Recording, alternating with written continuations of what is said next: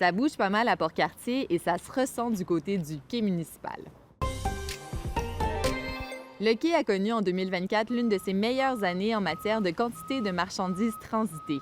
C'est grâce notamment aux activités de la série Arbec et du chantier d'Apuit. Pour continuer sur cette lancée et attirer de nouvelles entreprises, le quai a besoin de travaux. L'administration souhaite rénover les installations d'ici 2030. Une étude concernant les travaux de réfection devrait d'ailleurs être déposée d'ici 2026. Par la suite, l'administration devra cogner à la porte d'Ottawa et de Québec pour financer tout ça.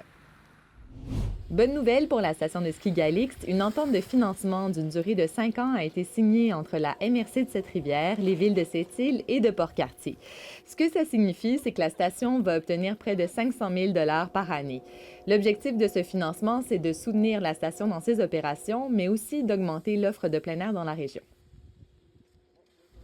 Avez-vous remarqué la fumée de mer qui se dégage du Saint-Laurent ces jours-ci? C'est un phénomène qui survient par grand froid sur les plans d'eau. Environnement Canada appelle ça un brouillard d'évaporation. La fumée se dégage quand une masse d'air froid entre en contact avec l'eau libre plus chaude.